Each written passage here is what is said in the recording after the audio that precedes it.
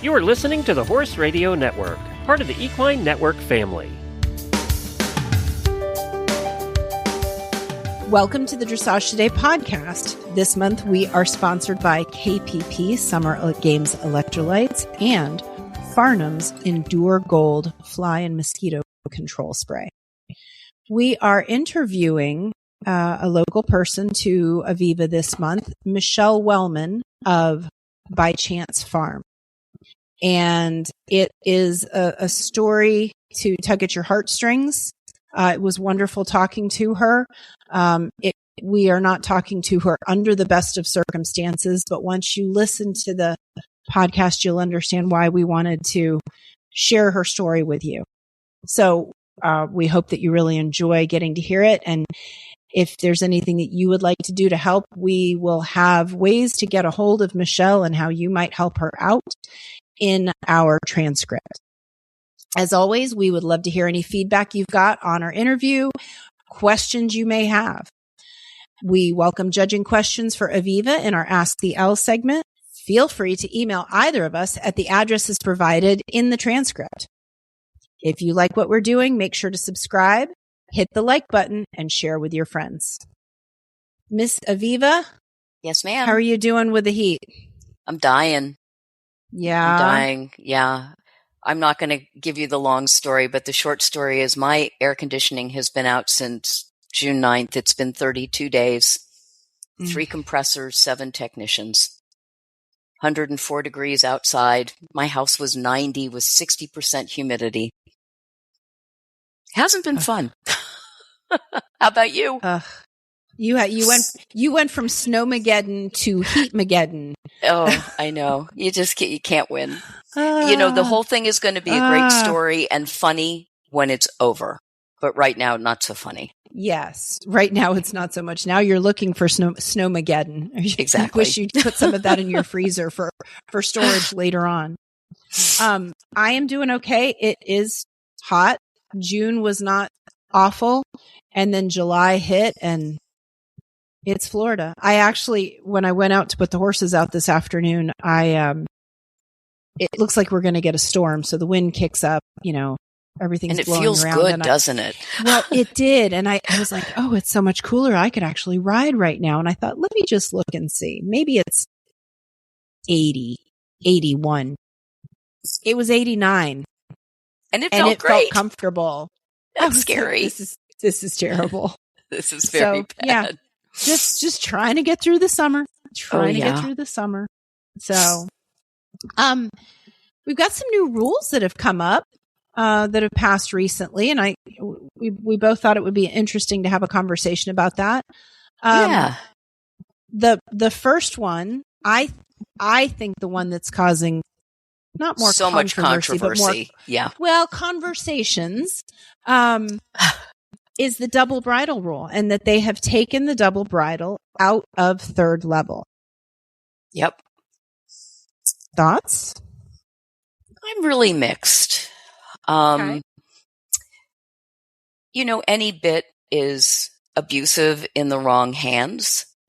And I've seen people riding Grand Prix where the curb bit is parallel to the ground, which is not what it's supposed to be. I've seen horses with gaping open mouths, but I've seen that with snaffles as well. I'm not really sure what the thought process was behind it. The only thing that I can think of is, the bronze medal is first, second, third levels. So keeping something consistent through that, and the idea that, the big deal with third level, of course, is the flying change. And now you've got extended and medium, so not just the medium gates. Yeah, and half pass. And I mean, there are things there, but I'm thinking, the really big issue is the flying change. And maybe the thought process was that people need to be able to ride a clear flying change on their seat and leg aids rather than being dependent on the curb bit. I don't know. What do you think?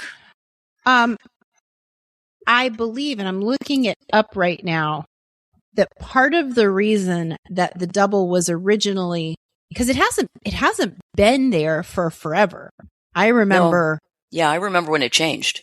Maybe like the last 20 years, 15 years, 20 years. Yeah. So, in the junior tests, the FEI junior tests, they do ride with a double. If they choose, or they must ride with? I think that if they choose to, they can ride with a double. And so the junior tests are comparable to third level tests. So the theory that I had heard was, well, if the juniors are now, they're used to riding in the double, and now they're going to go in a regular class instead of, a national class, third level class instead of an FEI class, they wanted them to have access to the double. So now that's going to go away. Yeah.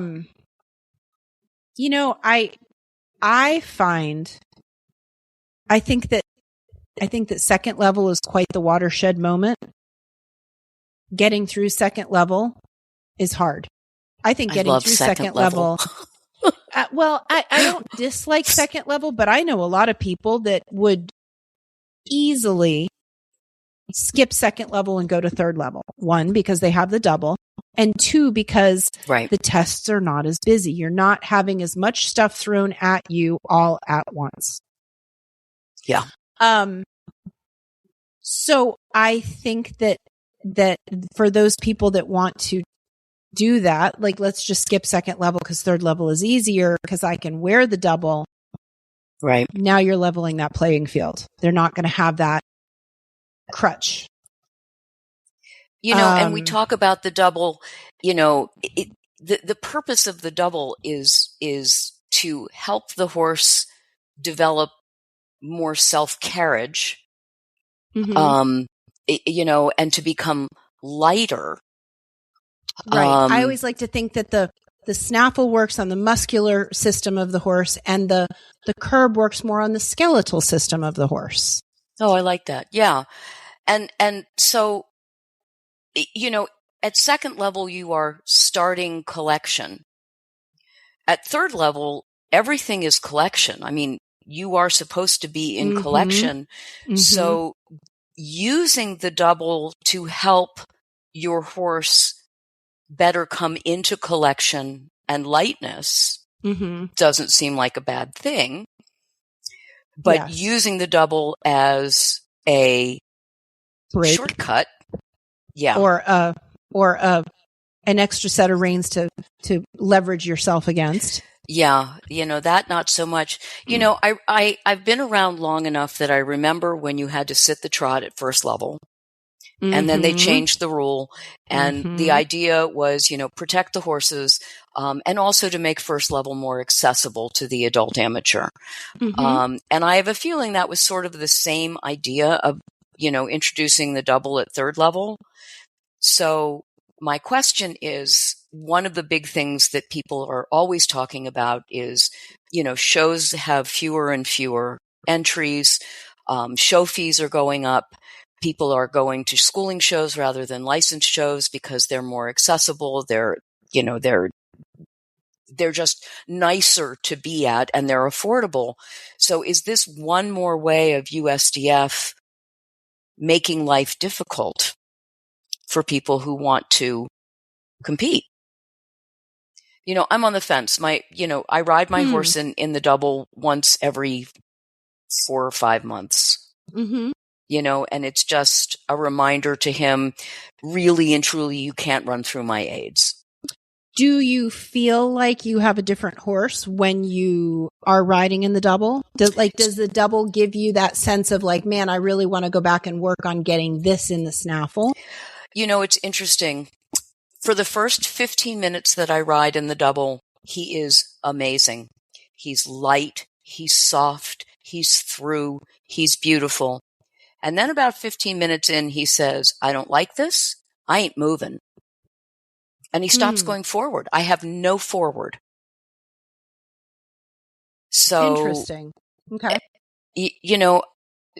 my horse, as I said, once every 4 or 5 months, just as a quick reminder, and it's usually when we've been schooling tempies and he starts running through my aids and he gets lower and lower and lower. And I feel like I'm going to get pulled over his head because I'm not strong enough in my core to hold myself up. So I put the double in, I remind him, I take the double off. Mm-hmm. It's a tool. I don't know about you. I don't know about our listeners. I periodically ride without my spurs because it's a tool and I would like to know that I can ride without them. Sure. I sometimes don't ride with the whip. I mean, in championship classes, you can't ride with the whip. So, right. These are all tools. So I feel like the double can also be an example of the rider skill set, like the spur. Like, remember, I think you used to have to ride with a spur after second level, from second level on, and then they took that away. Okay, that I don't remember. I know the FEI they do. FEI, but I don't think you do anymore. Or I think you can ride with the little bump spur. Yes, yeah. Yeah, I think you can ride. In fact, I'm not sure you have to ride with a spur anymore because when I rode the Prix St. George at WEC and Judy was there, Judy is an S judge, and I was like, oh, I'm wearing my spurs. And she didn't say, well, you have to wear your spurs. Yeah. But I used to look at those things as they were accoutrements that the more skilled rider could use because they had the ability to use them when needed and not use them if they weren't needed. Mm-hmm. So it highlighted the rider skill as well. Now, whether that side of it, that would be more a bit of a horsemanship issue or, people's seat. Whether that's still something that people think about, I don't know. But I think that was part of, if you take it back to the military riding, where it started, that was one of the things. It was to highlight their advanced skill set. Yeah. I mean, I think that any tool in the wrong hands is potentially abusive or dangerous. And any tool in the right hands can enhance things. So, I'm not saying I don't like double bridles. I mean, when I was riding my horse Freddie, I almost always rode him in the double because in the snaffle, he would just bear down on me. And in the double, I could touch the curb and remind him that he has to carry himself. Mm-hmm. Am I all that skilled with a double bridle? I guess I was skilled enough for that. Mm-hmm. I think a little bit is on judging. We judge at the national level, not at the FEI level. We judge rider position and effect of the aids. So if you see a rider at third level who is cranking the curb back, and it's parallel with the ground rather than 30, 45 degrees, you can mark that down in the effect of the aids or even in, rider position, because if you're pulling on the curb that much, you're obviously not sitting on the horse. You're water skiing. Right. So I think some of this is incumbent upon judges. But then we also come to that, everybody who goes through a judging program, we're taught you're not giving a lesson. You are a mirror reflecting back what the person is doing well or poorly. And if you say, you're hanging on your curb rein in water skiing, is that a mirror? That's more of a teaching or is that a comment teach? than Exactly. Yeah, so, that's hard. Yeah. So as I say, when people say to me something about they don't like the way a test is, they didn't ask me. They didn't ask me what I thought about the double bridle and third level. Right. And, I don't have an opinion. Do you have an opinion? Does it matter enough to you? I guess I don't. No. I think that people should develop the ability to ride their horse in the snaffle. Yeah. I think that is a sign of a really good rider. And then I think that there are exceptions to every situation. Yeah. I mean, I can say that I'm always impressed when someone comes down center line, at the Grand Prix in a simple snaffle. Mm-hmm. To be able to pull off a Grand Prix test in a snaffle is pretty darn impressive. Sure. But then again, there are horses that hate the double. Well, and they wouldn't have been able to compete. Yeah. I haven't looked at it for Dante because Dante has kind of a worried mouth. And if anything, I sometimes ride him in what I call my air double, which is my side pull, which has no bit, with the snaffle on a hanger as my second rein.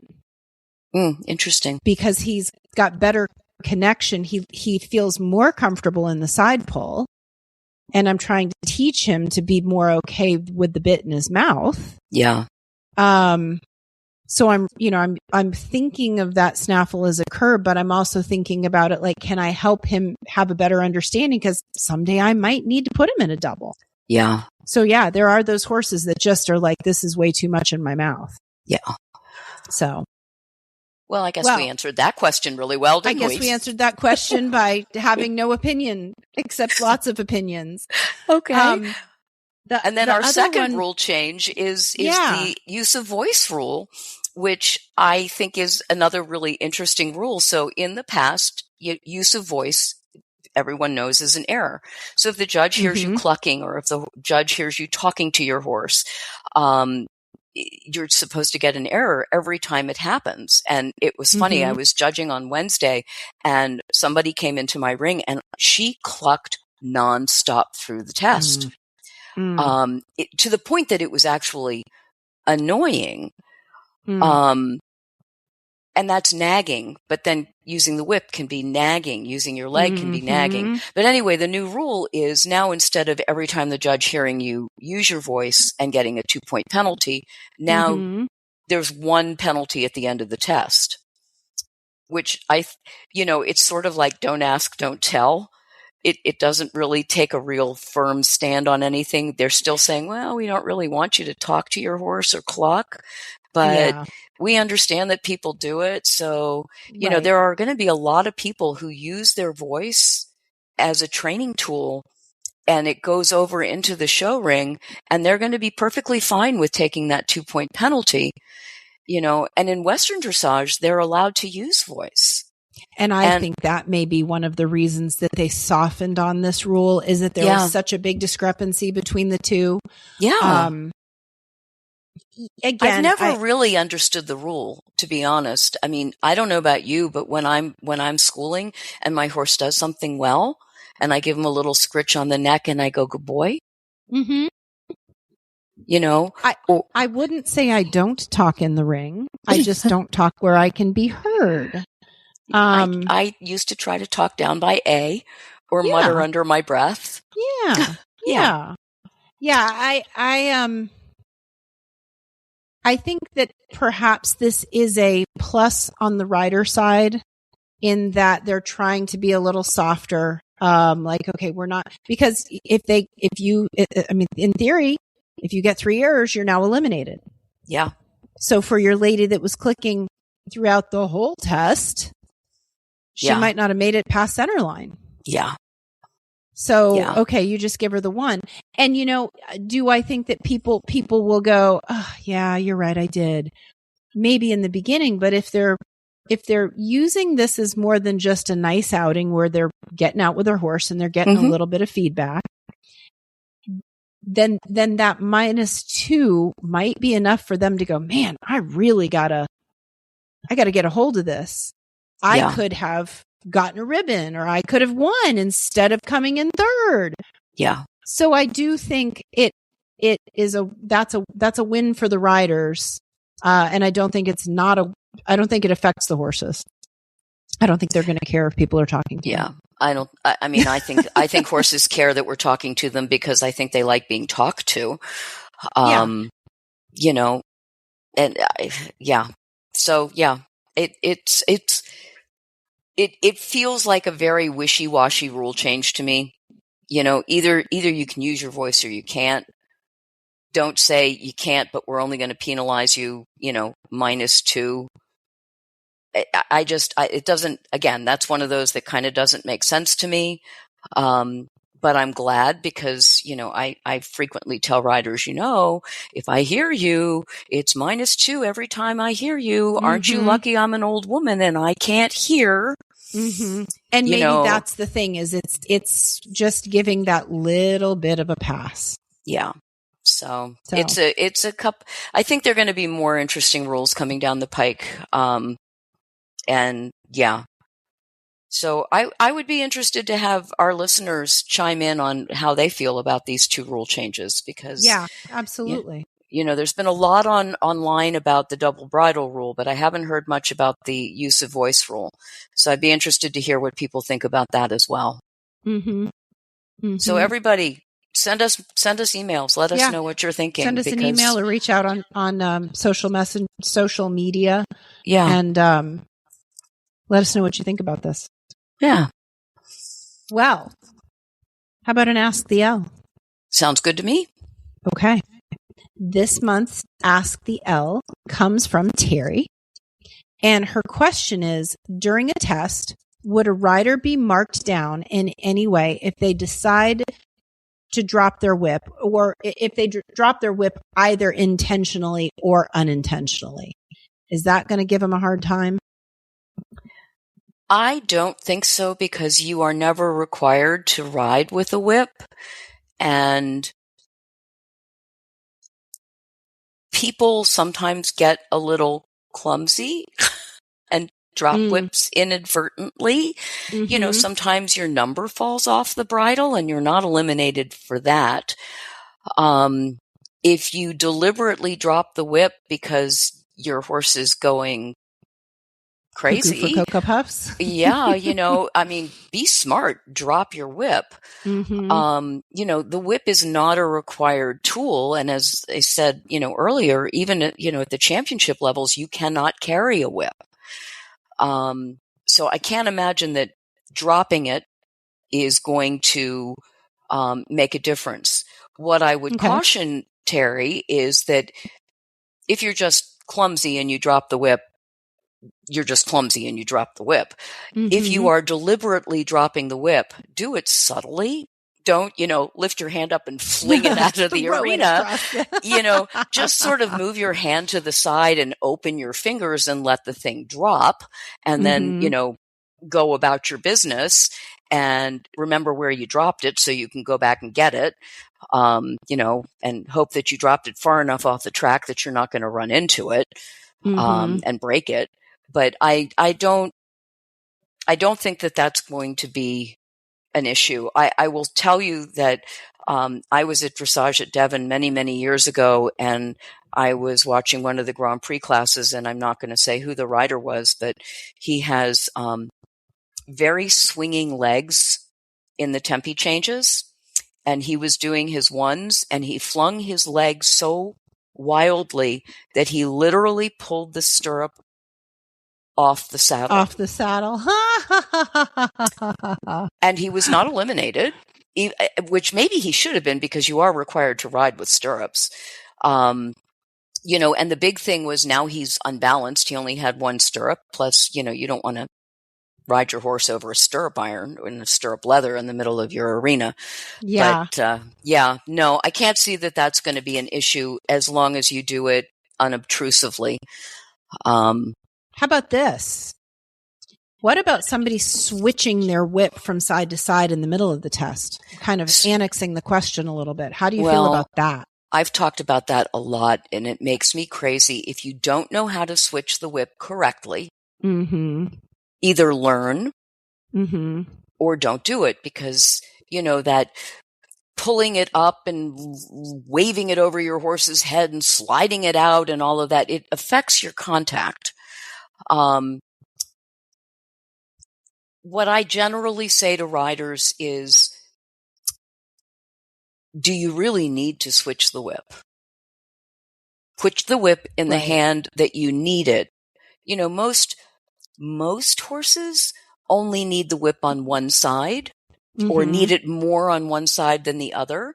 So keep the whip in the hand that you really need it, so that you can use it as necessary. If you have a horse that really does need a little bit of encouragement, for instance, in canter transitions, if you can maybe switch your whip either in the walk tour, you know, like the free walk, because you're giving your horse free rein at that point. Or if you know how to do it tactfully, you know, then that's fine. But I see riders like at intro, and every time they change direction, they're changing their whips, but I never see them actually use the whip. And at the end of the test, I say, you know, do you use your whip? You know, no. Then why do you switch it every time you change direction? Yeah. And, you know, I get deer in the headlights. I wonder if that's a hunter holdover, like an old hunter. I think that the hunters switch their whip more. Yeah, I don't know. But the whip's shorter too. The whip is much shorter. And that's another thing, is that you can ride with a bat. People who are uncomfortable riding with a really long dressage whip, you don't have to. Yeah, again, it's a tool. And if, you know, obviously in the middle of a test, you can't pull your spur off. But if your tool isn't working, don't use the tool.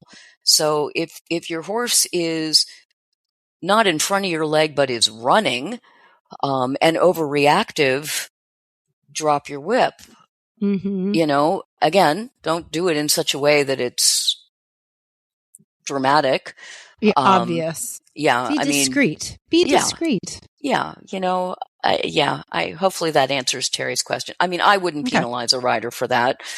You know, I don't penalize riders for switching the whip constantly through the test either. I don't penalize riders who change their posting diagonal going across the diagonal at X. You know, technically you're supposed to change your posting diagonal at X, but you can throw your horse off balance if you do that. And what I recommend is that you do it at the end of the diagonal, because then you can use that as a signal to the horse that you're going to rebalance them for a new bend. But there you go. There you go. There you go. All right. Well, thank you for another scintillating catch up and ask an L question. We're going to have a word from both of our sponsors, and then we're going to go on to talk to Michele. Sounds good. And now a word from our sponsor. When your horse loses significant amounts of electrolytes and fluids as he sweats, problems such as dehydration, muscle cramping, fatigue, tying up, and colic may occur. Even in mild forms, these conditions can have a negative impact on your horse's ability to perform and recover after exercise. Research shows that electrolytes help regulate nerve and muscle function and maintain a healthy fluid balance. Summer Games Electrolyte is formulated to replenish electrolytes and trace minerals that are lost when your horse sweats, regardless of the season. It also stimulates the thirst response, so he continues to drink and stay properly hydrated. For more information, visit kppusa.com or call them at 859-873-2974. This episode is brought to you by Farnam, celebrating 80 years of trusted equine care, and Endure Gold Killer Fly and Mosquito Control, a new fly spray for horses. When your horse needs to stay focused, it helps to take flies out of the equation. Endure Gold uses brand new EPA-approved ingredients never before seen in equine care to annihilate flies, ticks, and mosquitoes. This advanced formula delivers fast knockdown and up to 14 days of fly protection you can trust. Discover fly protection with Endure Gold from Farnam. So today we are interviewing somebody very special. The other Stephany and I interviewed Michele Wellman from By Chance Farm couple of years ago to talk about Michele's Cavaletti clinics and to talk about how dressage people can incorporate Cavaletti into their regular programs. And it was one of our most listened to podcasts. And today we're bringing Michele back for not the best of reasons, but still a really good reason. We have a story of resilience and community that we'd like to talk about, and Michele is at the heart of that. A few weeks ago, there were some really serious storms here in Maryland, and Michele's farm was impacted. So before we start talking about that, let's just talk a little bit about the history of By Chance Farm.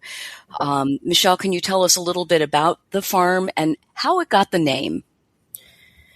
Well, I've been there for 24 years now. I'll be 24 years in October. And the name of the farm came from how I found the advertisement for it in the Chronicle of the Horse. I happened to be paging through the old paper issue of the Chronicle of the Horse.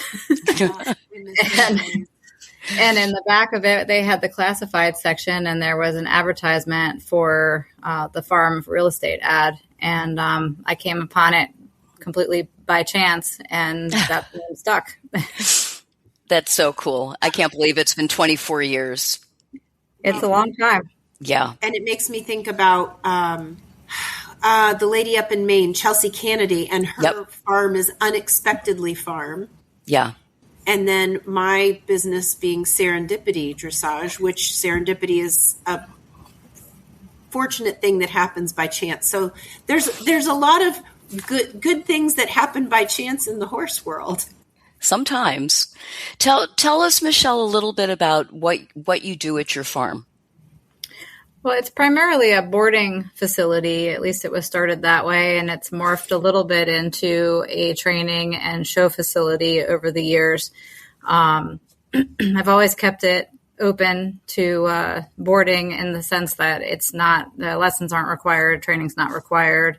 Anyone can board there and use outside instructors or do whatever they like. And then in the last, I don't know, probably been 13 or 14 years, we started doing dressage schooling shows, and that turned into a licensed show. And for a little while, I had 4 one-day licensed shows going on, but the entries declined, so I cut back on that a bit. But the schooling shows have been super popular, and you do them every single month, don't you?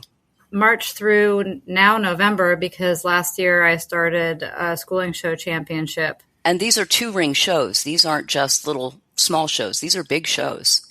Yeah, we usually have 120 rides a show. Wow. And a waiting list.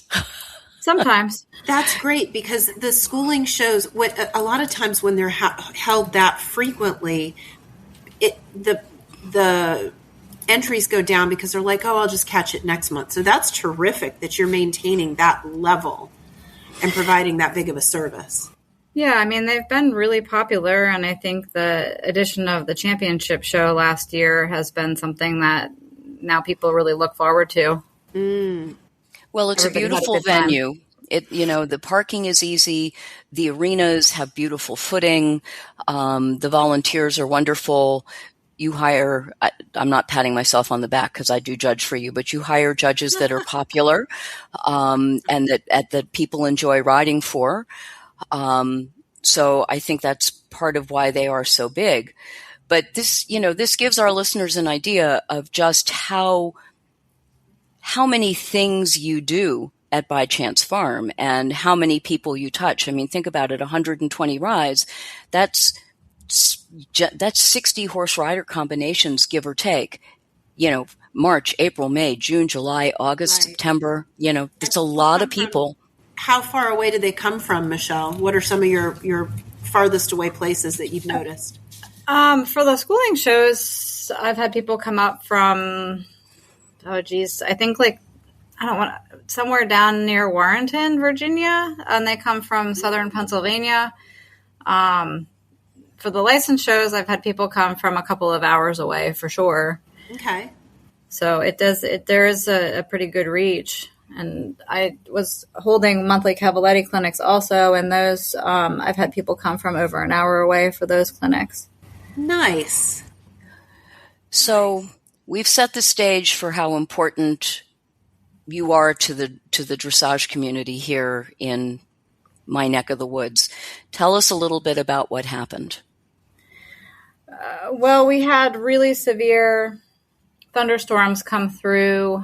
It was Sunday, June 14th that evening, and I was home. My I had one staff member at the farm and one client actually at the farm. And I got a phone call from my barn manager who had received a call from the staff member that was there crying that there was a hole in the barn roof. And my manager was trying to be nice to my husband and I, and we were just literally sat down to eat dinner. And she said, "Eat dinner. I'm on my way back. I'll check it out and give you a call when I get there." Not a minute later, I hung up the phone, and mind you, we had no rain at my house 7 miles away, nothing here. And my neighbor called, and she was absolutely panicked and said, first thing out of her mouth was, "I'm so sorry. I'm so sorry. Your barn is gone." So At that moment, I thought, okay, I'm not one to panic right away. I'm not eating dinner. I'm getting in my car. I said, well, okay, I don't know what's going on, but I will head over there and, we'll sort through it. I hung up the phone with her because she was absolutely panicked and I couldn't get anything really out of her at the moment. And I called my tenant who lives in the house at the farm and asked him to check out what was going on. And he hung up with me and he called me back and he said, "It's really bad. I'm on my way down to see if I can help." So my husband and I got in the car or the truck and headed over to the farm, and we couldn't get there.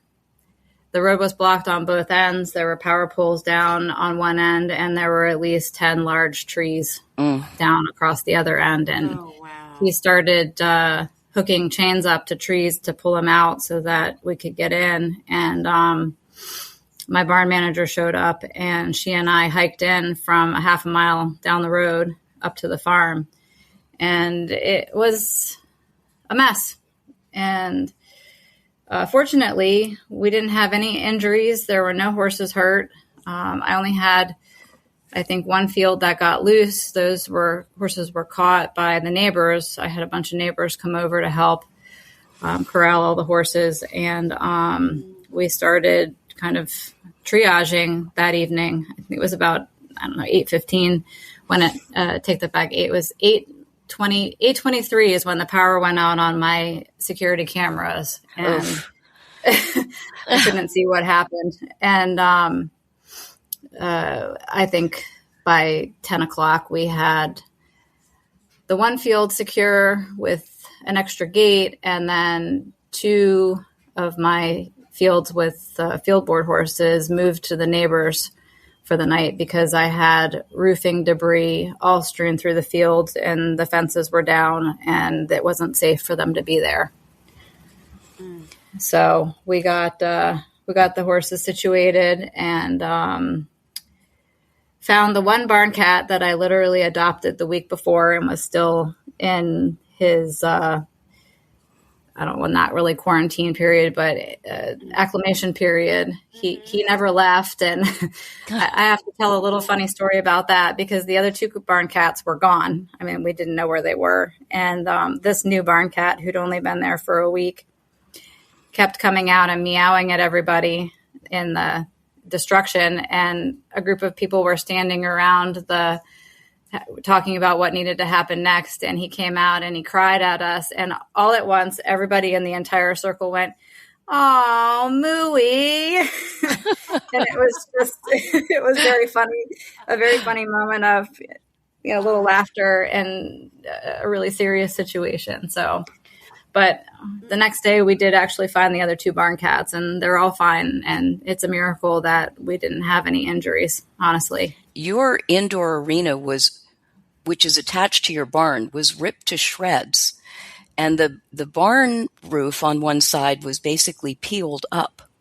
Yes. Yeah. I mean, this was huge devastation.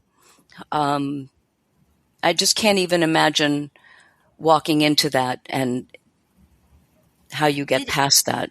Did anybody see, Michele, what happened? Was there anybody that actually saw it take place? There was no one that saw exactly what happened. The boarder and the staff member were sheltering in the innermost room of the building when everything actually happened. I had a neighbor who had caught some of the wind with their security cameras that they posted on social media. And I actually was able to recover a video from my boarder's car. She had a Tesla, and I guess they video everything. I didn't know that, but they do. And I was able to recover a video of the building actually coming down from her car.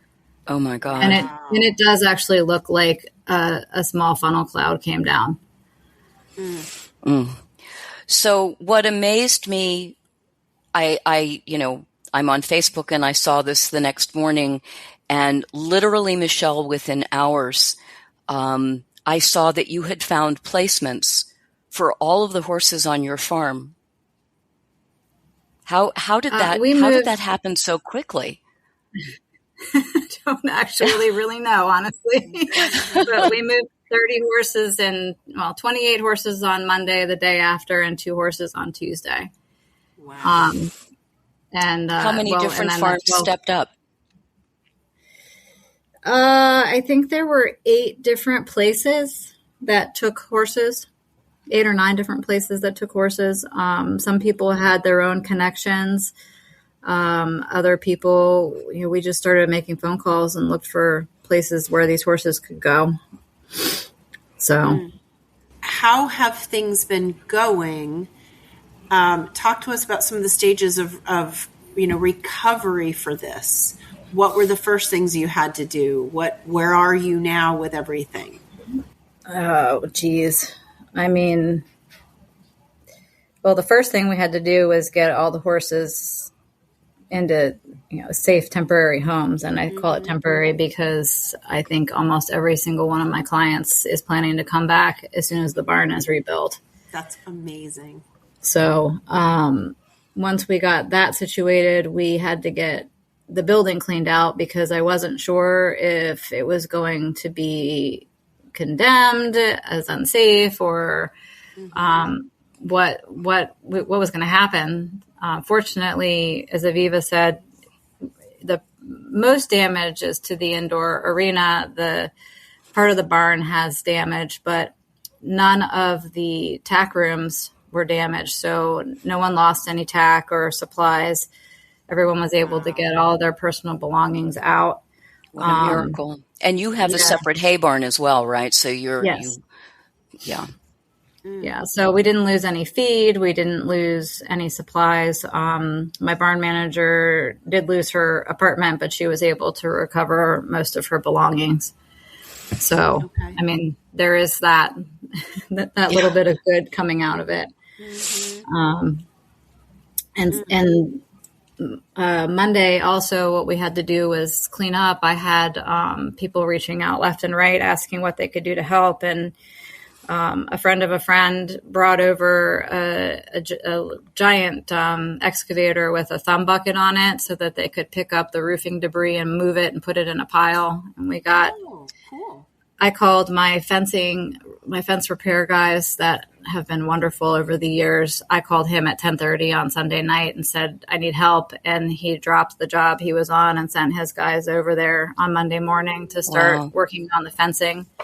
They were there till Wednesday around noon trying to get the fencing fixed so that I could bring the horses back over from the neighbors, the ones that lived out at least. I mean, there were, I don't know, at least 30 or 40 people there on Monday trying to help clean up. It was pretty crazy. Now it's up to the insurance company to decide what needs to happen next. Yeah, I'm just in that process. right now, waiting for them to figure out what they're doing.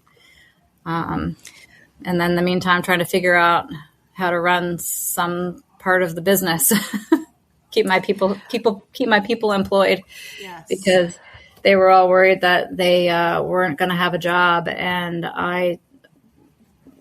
that was when I called my friend Dilly and asked her if she could help me with like a GoFundMe or some sort of a fundraising effort. And that GoFundMe has raised tens of thousands of dollars for you already, and is it's all over Facebook. And every so often I look to see who's made contributions, and you're pretty far reaching. You've got people supporting you from all over the country. It's been pretty amazing. I don't even. Sorry. It's okay. It's great that in such a tragedy, you see the good in the people in our community. That's the amazing piece of this. Besides the miracles of the things that nobody was hurt, and most of the stuff wasn't lost, personal things, but just that people from all over our country can step up and say, hey, here's $25. And they can know that that's going to help bring this amazing place back into its glory so that it can keep doing what it's doing for the community. But I want to say something about Michele. We tend to focus on getting the farm back and bringing the horses home and rebuilding and all of that. But something that Michele has consistently said from day one is, I need to pay my staff. My people need to be paid. And I don't know, Michele, how many other people would have put their staff at the forefront of this, would have even thought about how important it is to keep them getting paychecks on a regular basis, because this is going to be months. And it would have been easy for you to just, throw up your hands and say, gee, I'm sorry, I guess you're going to have to go on unemployment. And you have not done that, Michele. And I think that all of the benefits that you're reaping, all of the people who are stepping up to help you, all of the angels through this, are a reflection of who you are. And I think we all sort of need to take a moment and just reflect on that. Not everybody gets the support that you've gotten. Not everybody necessarily deserves the support that you've gotten. So, little hug and pat on the back to you, Michele, for everything that you've done for your people. How many people work for you, Michele? I have 3 full-time employees. Okay. And I told them all from day one, because they were worried they were going to lose their jobs, that I was going to do everything within my power to keep them employed and paid until the barn was rebuilt. And, just one other thing for people to think about, again, we're focusing on the rebuild, but Michele, this is your livelihood. You still have a mortgage to pay. You have lost the income from boarding. You have lost the income from your schooling shows. You've lost the income from your licensed shows, from your clinics. This is more than just the, inconvenience of all of this. This is life changing. And yet what you're focusing on is everybody else. And I just love that our community has done the things that they've done. I know that 2 of the schooling shows that you had scheduled, 2 other facilities have stepped forward and have agreed to host them with all of the proceeds coming back to you. I know another farm has stepped up and offered you their facility for running your Cavaletti clinics. People are trying to help you get your life back in some way. I mean, there's other things besides the GoFundMe account. Tell us about some of the other things that people have been doing, Michele. Well, One of my friends that I've known for a long time set up a silent auction, which was absolutely amazing. The donations that were given to it. I've had people come by. I had a farm cleanup day. I had a whole bunch of people come by and help clean up the remainder of the trash that was blown around the farm from the destruction. I've had, just many people reaching out, asking if we need anything, any supplies. And honestly, I mean, a lot of these people I either met once in passing or some of them I don't even know. I know them through social media.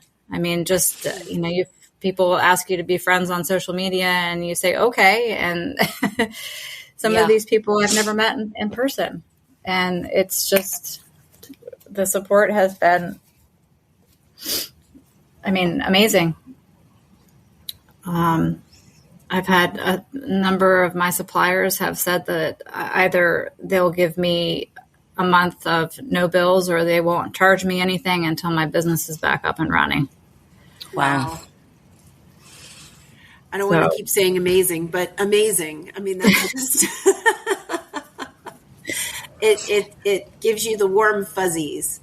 Well, as I said, it's a story of resilience and community, and it's, with so much ugliness on social media, to know that social media was used for good this time, that people have stepped up. People, if nothing else, have sent you, texts and comments on Facebook just to let you know that they're thinking about you.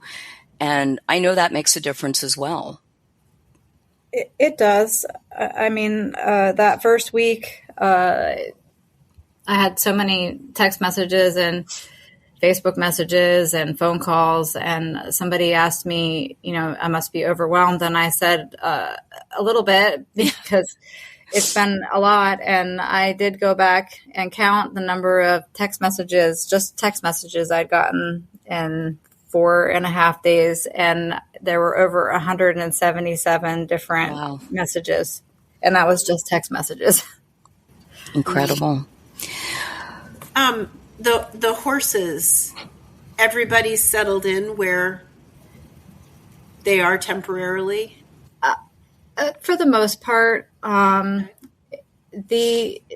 really hard thing about this whole situation for me is to hear about how some of the older horses that had lived at my farm for the last 18, 19 years. I mean, they haven't left the farm since they were 6 years old, and they're 28, and they had to all be loaded up and taken to different places. And some of those older horses are struggling. And I know those owners have told me repeatedly that they want their horses to live their lives out at the farm, and now they're not there anymore.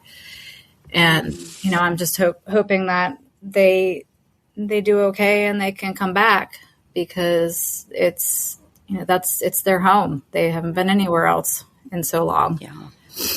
So those are the ones that are, I think, struggling the most. So the older ones that are not quite as resilient. I have, I think there's 13 horses at the farm right now that are living out in the back. Most of those were my field boarders who didn't necessarily need to leave. I still have an outdoor arena that we can use. So, they're getting cared for. If people listening would like to contribute financially, can you tell us some ways that they can do that? I know you're not comfortable asking for help, but I'm asking for you. We're telling you to. Yes. It's not asking. You are being told. Okay. There is a GoFundMe, and also another fundraiser through, I think it's called Support Now. Both of those I know charge fees to donors. If people don't feel comfortable donating through those two funds, there are other ways that I can get money if you want to donate, I can we'll make sure that all of those links are in the transcript for people who want to get a hold of you directly or go through one of those. Yeah. I mean, there's other ways to get me. So how long is the silent auction going? That actually closed Friday last week. Okay. It was only open for a week. And do you know how much it raised? It was just over $12,700. That's awesome. Wow. That's wonderful. Yeah, that's pretty crazy. Yeah. That's wonderful. And all of your functions have been moved to other places, and those are things that are going to keep making some money to help keeping people employed. And now it's just the waiting process. Yeah. I mean, unfortunately, it takes as long as it's going to take, and it's probably going to be months, but we'll get there. Okay. We truly appreciate you sharing this with us. I know it's hard. I know it's hard to talk about. I know it's hard to ask for help. But it sounds like from everything that you've said and that Aviva has said, that your farm makes a huge impact on the horse community around you and for quite a ways. And so I think it is wonderful to hear that in the face of such a tragedy, people are stepping up and showing their appreciation by helping you out in return. Yeah, it's been pretty mind-blowing, honestly. I've had people that boarded with me 20 years ago stopping by or reaching out. I've had people that I used to teach 15 years ago reaching out and asking what they can do to help. I have people that don't even ride anymore or moved out of state that knew my farm for some reason or another, reach out and ask what they can do. You never realize your impact. Yeah, that's a very good point. It's a very good point. Well, Michele, we all wish you the best, and we'll keep checking in on you. Yeah, and just I'm so proud to be a part of the community that is supporting you, and I know that you are doing a great job of keeping people updated on what's going on. I would imagine that the By Chance Farm Facebook page is probably blowing up with people who don't want to disturb you personally, but do want to know what's going on. So keep up letting us know what's happening, and try to be comfortable asking for the help that you need, because we can't give it if we don't know what it is. I will do my best. Okay. And we know you'll give it back in kind. So yep. There's that too. All right, Michele, get back to filling up gas cans and cleaning up and just managing the general chaos. And we wish you all the best going forward. We'll keep an eye on you. Thank you. Thank you.